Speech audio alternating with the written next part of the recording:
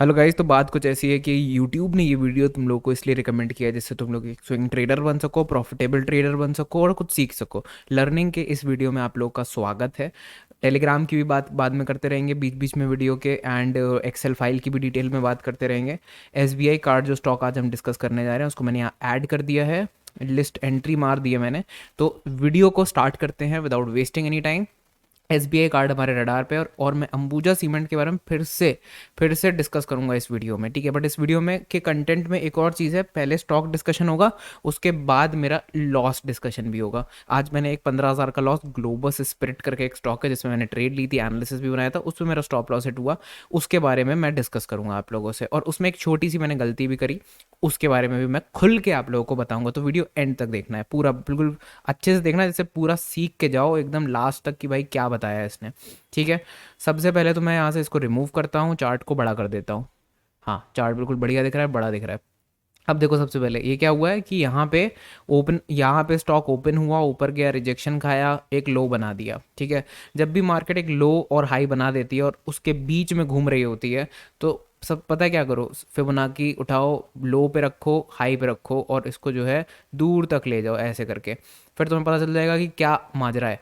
यहाँ पे आपको दिख रहा है कि 50 to 60% के जो लेवल्स है उनको बार बार रीगेन कर रहा है यहाँ मार्केट, और बार बार उन लेवल्स के ऊपर निकलने की कोशिश कर रहा है। मतलब एक गोल्डन रेशियो जैसे कहते हैं, उसके आसपास ही ट्रेड चल रही है, ट्रेडिंग चल रही है। उसको नीचे ब्रेक डाउन, कोई मतलब ऐसा नहीं हुआ कि भाई एक बड़ी रेड कैंडल आई और ब्रेक डाउन हो गया। अगर वैसा हुआ, छोड़ देना इस स्टॉक को, बिल्कुल भी ट्रेड नहीं करना है, क्योंकि फिर इसका इसका जो ऑरा है वो जीरो हो जाएगा।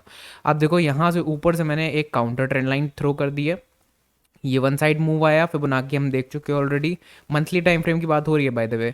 काफ़ी अच्छा ये ट्रेड आइडिया बन सकता है अगर ध्यान से सुनोगे कि मैं बोल कह रहा हूँ। तो यहाँ पे अगर आप देखो, वन साइड मूव के बाद ये कंसोलिडेशन हो गया है स्टॉक में, ठीक है। अब यहाँ से मैंने, ये एक रिजेक्शन पॉइंट है और ये भी एक रिजेक्शन पॉइंट है, इन दोनों को जोड़ के रख दो बस अभी यहाँ पे इस तरीके से, और इसको मैं तो कह रहा हूँ डैश्ड कर दो, जिससे कि आपको दिखाई दे कि हाँ भाई ये कुछ और ही यहाँ पे गेम चल रहा है। तो अगर इस लाइन को देखोगे और इस नीचे वाली लाइन को यहाँ पे देखोगे तो ऑलमोस्ट सिमिलर सी लाइन दिख रही होगी, आप कहोगे कि हाँ हाँ थोड़ी सी सिमिलर सी लग रही है। ऐसा लग रहा है कि हाँ भाई प्राइस एक्शन एक पैरेलल चैनल में भी साइड में मूव कर रहा है, और साथ में जो है एक कंसोलिडेशन भी दे रहा है। अप मूव का एक कंसोलिडेशन भी है जिसका पेंडिंग है, क्या ब्रेकआउट पेंडिंग है, मे बी एक रीटेस्ट पेंडिंग है, मे बी एक और अपसाइड और एक रैली पेंडिंग है, ठीक है। ऐसे देख सकते हो, आप समझ सकते हो पैटर्न किस तरीके से बन रहा है। ये इस तरीके का जो पैटर्न होता है, लंबे कंसोलिडेशन के बाद जब वो ब्रेकआउट देता है, रीटेस्ट और इस तरीके का मूव, या फिर डायरेक्ट ब्रेकआउट के बाद मूव आ जाता है। इस तरीके की थिंकिंग और सोच मैं रखता हूँ इस तरीके के पैटर्न्स में। अब मुझे चाहिए क्या, मुझे चाहिए कि ये जो लेवल है जो मैं यहाँ ड्रॉ कर रहा हूँ, इस लेवल के ऊपर मंथली टाइम फ्रेम पे क्लोज मिले, ठीक है। और उसके बाद ये ट्रेड एक्टिवेट होती है, ये पैटर्न ब्रेक हो जाता है, ठीक है। जब ये जोन निकल जाएगा तो ये पूरा पैटर्न जो है, कैंडल इसके बाहर निकल आएगी, बाहर निकल आएगी मतलब क्लोजिंग मिलनी चाहिए। मतलब अगले कुछ दिनों में जब ये मंथली टाइम फ्रेम खत्म हो जाएगा, कब है, 2 दिन, अगले 2-3 दिन में अगर ये क्लोजिंग मिल जाती है, बहुत ही सुंदर, बहुत ही बढ़िया बात होगी। मतलब ये एक अच्छी ट्रेड बन सकती है, यहाँ पे ट्रेड आइडिया बन सकता है। अब अगर मान लो ये यहाँ क्लोज कर देता है, ठीक है, तो हम जो है एक अच्छा सा रिस्क यहाँ प्लान कर सकते हैं। 1:1 हो रहा है, लेट्स सी, यहाँ पे 1:1 होगा, ठीक है। तो ये एक हर्डल है, ये जो लाइन मैंने बनाई है और एक्सटेंड करी है, जो कि एक पैरेलल चैनल के ऑलमोस्ट सिमिलर बन के आ रही है, ठीक है। तो उसको मैं कहूँगा एक हर्डल। क्या कहूँगा, हर्डल। ये एक रेजिस्टेंस वेजिस्टेंस नहीं कहूँगा इसको, ये लाइन एक रेजिस्टेंस लाइन है, बट ये एक सिर्फ मामूली सा हर्डल होगा, क्योंकि ये पैटर्न बहुत बड़ा है जिसका ये ब्रेकआउट अगर इस तरीके से आता है, मतलब इसके ऊपर अगर एक स्ट्रॉन्ग क्लोजिंग मिलती है इन लेवल्स के ऊपर, तो एक बड़ा ब्रेकआउट होगा यहाँ पे। और इसको मैं रेजिस्टेंस कहूँगा, या फिर मैं इसको कह सकता हूँ एक profit booking zone, PBF, sorry PBG, profit booking zone कह सकते हो इसको आप। एक स्ट्रॉन्ग रेजिस्टेंस, मतलब जिसके बाद कि अगर यहाँ से एक रैली चालू होती है जिगजैग, तो ये एक मेजर रेजिस्टेंस है कि भाई यहाँ से एक वापस जो है फिर पुल बैक मार्केट नीचे खींच ला सकता है। बट ये जो बीच में दिखाया मैंने आपको, ये इसके आसपास एक छोटा मोटा कंसोलिडेशन, ब्रेकआउट, उस पर रीटेस्ट और फिर इस तरीके से एक अप मूव, तो ये एक हर्डल है। हर्डल और रेजिस्टेंस समझ में आ गया मतलब। तो ये मेरा आइडिया था, पहला आइडिया। दूसरे स्टॉक के बारे में बात कर लेते हैं। तो ये मैंने ऐड कर दिया है बाय द वे अपने एक्सेल फाइल में। एक्सेल फाइल कहाँ मिलेगी, टेलीग्राम में मिलेगी। टेलीग्राम में हर चीज़ मिलती है, मार्केट स्नैपशॉट से लेके एक्सेल फाइल देखो दिख रही है इस तरीके से, और लोग अपने कमेंट्स डालते हैं, अपने आइडियाज़ और डिस्कशन जितने भी जो भी पूछना है यहाँ पे इस तरीके से डाल दो, आप लोगों का डिस्कशन और आइडिया मैं ज़रूर रिप्लाई करूँगा with my own opinion, with my own ideas, यहाँ पे विद माई ओन चार्ट्स। ठीक है, कहाँ मिलेगी टेलीग्राम की लिंक? अगर आपको टेलीग्राम फॉलो करना है, बनना है फ्री टेलीग्राम का पार्ट, जिसपे लर्निंग ही अपना टॉप मोस्ट मकसद है, अपना मिशन है, और किसी भी तरीके की कोई कॉल टिप एडवाइस सजेशन मैं नहीं देता, इसके खिलाफ हूँ बिल्कुल भी। तो अगर आप लोग को ज्वाइन करना है ये ब्यूटीफुल टेलीग्राम चैनल, तो आप लोग ज्वाइन कर सकते हो। लिंक डिस्क्रिप्शन बॉक्स में भी दी गई है, कमेंट सेक्शन में भी दी गई है। ठीक है, वहाँ पे आप जाओ, कमेंट सेक्शन में नीचे आपको मिल जाएगी टेलीग्राम लिंक, फॉलो करो, फटाफट आ जाओ। ठीक है, अब दूसरे स्टॉक के बारे में, इसके मैं ऑलरेडी डिस्कस कर चुका हूँ, ऑलरेडी मैं इसका पैटर्न वगैरह सब बना चुका हूँ। मंथली टाइम फ्रेम पे ये ऐसे सपोर्ट बना रहा था अंबुजा सीमेंट, मैंने इसके बारे में डिस्कशन डिटेल में करा हुआ है पिछले वीडियो में, पिछले मार्केट एनालिसिस वीडियो में, कि भाई हायर लो बना रहा था। एक फटाफट रिव्यू दे रहा हूँ फिर से, फटाफट एक समरी। वाइट लाइन जो है काउंटर ट्रेंड लाइन है, रेड लाइन जो है एक रेजिस्टेंस लाइन है क्रिएट हो रही है, तो ये हर्डल है अपना, और ये ब्रेकआउट लाइन है। तो हमें इन दोनों के ऊपर क्लोज होना है, क्योंकि बहुत करीब हैं। जब करीब नहीं होते तो हम हर्डल को भी टारगेट ले सकते हैं, बट वैसे अगर देखा जाए करीब इतना ज़्यादा है तो हम दोनों का ब्रेकआउट लेना है, दोनों का ब्रेकआउट लेते हैं। और ये रिस्क रिवॉर्ड रेशियो, अब क्यों ये मेरे रडार पे अभी भी है, देखो नवीन फ्लोरिन भी मेरे रडार पे था, और भी थे, मैंने सब हटा दिए, बट नवीन फ्लोरिन को देखो तो अभी भी इतना ज़्यादा कुछ खतरनाक नहीं हुआ है इसमें। ये मतलब इसके बारे में डिस्कशन बाद में करेंगे, लेकिन अभी के लिए डिस्कशन करना बनता नहीं है उसके बारे में, लेकिन मैंने उसको रखा हुआ है, बाकी मैंने सारे हटा दिए हैं अपने जो मेरे वॉच लिस्ट पे पड़े हुए थे। तो अगर इसका ब्रेकआउट इस तरीके से आता है, क्योंकि मार्केट देखो गिरी, बट ये इसको कोई भी फर्क नहीं पड़ रहा है यहाँ पे। ठीक है, इसको घंटा फर्क नहीं पड़ा कि क्या हुआ मार्केट में।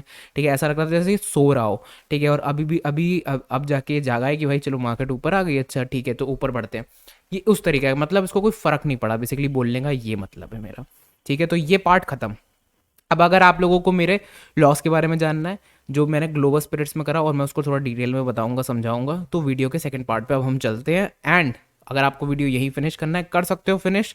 चैनल को ज़रूर सब्सक्राइब कर देना, because we are going for 7,300 subscribers. 7,300 subscriber होने में सिर्फ 50 सब्सक्राइबर रह गए, इससे 50 सब्सक्राइबर, मतलब अगर 50 लोग भी को भी ये वीडियो अगर पसंद आता है, इस तरीके की और वीडियोस पसंद आते हैं, मेरे पिछले वीडियो में से कोई वीडियो पसंद आता है, तो definitely go for the subscription, go and like and subscribe right now.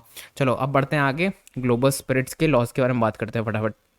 उसमें 10,000 11 मैंने 12,000 तक का प्लान करा था, अननेसेसरी मैं 2-3 हज़ार रुपये ज़्यादा दे आया, लेकिन चलो कोई बात नहीं, होता है। तो यहाँ पे क्या हुआ कि सबसे पहले तो यार दिक्कत ये हुई कि कुछ भी दिक्कत नहीं है अभी फ़िलहाल, यहाँ तक सब बढ़िया, डिमांड जोन है, इतना बड़ा गैप अप हुआ, पूरा वीडियो बनाया मैंने इसके ऊपर बढ़िया से एकदम, काउंटर ट्रेंड लाइन ब्रेकआउट वगैरह सब ठीक है। ठीक है, सब बढ़िया था, लेकिन ये जो कैंडल है ना, ये क्लोज अच्छी नहीं हुई थी। मतलब जब मैंने इसको लिया तो अराउंड यहाँ पे था, प्राइस एक्शन कहाँ पे था, 943 के आसपास, 940 के आसपास था। मुझे लगा लास्ट में एक अप मूव देगा और क्लोज हो जाएगा, लेकिन ऐसा नहीं हुआ। मार्केट ने थोड़ा सा नीचे यहीं कहीं रेड और क्लोज हो गई थी, बट क्योंकि लास्ट मोमेंट सेलिंग थी तो उसने उसको माना नहीं, मतलब लास्ट के 10-15 मिनट को रजिस्टर नहीं करते ना डेली टाइम फ्रेम की कैंडल पे, वो चीज़ हो गई। तो मेरा जो रिस्क रिवॉर्ड रेशियो था भाई इस ट्रेड में, वो अच्छा खासा था कि मैं इसमें मतलब कम से कम 17% लूँगा, 17-18%। और प्लान करा था मैंने कि यार 1:1 से ज़्यादा ही रिस्क रिवॉर्ड रेशियो रखूँगा, तो यहाँ पे मेरा 1:1.3 निकल के आ रहा है। रीसेंट जो हाई था वो मैंने अपना रिवॉर्ड रखा था कि भाई यहीं से सेलिंग सबसे तगड़ी आई थी, क्या पता लोग यहाँ फंसे हुए हों, जैसे ही ऐसे हिट करेगा तुरंत मार्केट फिर गिरने लग जाएगी, वहाँ पे मैं निकल जाऊँगा उस एरिया पे जाके, मैं प्रॉफिट पे निकलूँगा, बाकी लोग अपना साइडवेज निकलेंगे जो यहाँ बैठे हुए हैं। इस तरीके से ये मेरी थॉट प्रोसेस थी ब्रेकआउट के बाद, मेरा ओवरऑल सेटअप बनने के बाद। लेकिन क्या हुआ, पहले दिन लॉस में चला गया मैं, ठीक है 5% के, फिर मैं 7-8%, यहाँ पे 10, ठीक है मेरा यहाँ पे हिट हो गया। मैंने क्या बोला था कि एग्जॉशन गैप में अगर ये कन्वर्ट हो जाता है तो फिर दिक्कत हो जाएगी। क्यों? क्योंकि भाई एक चीज़ ने ब्रेकअवे गैप दिया है, इतना स्ट्रॉन्ग ब्रेकअवे गैप दिया है, सारे लेवल्स को निकाला है।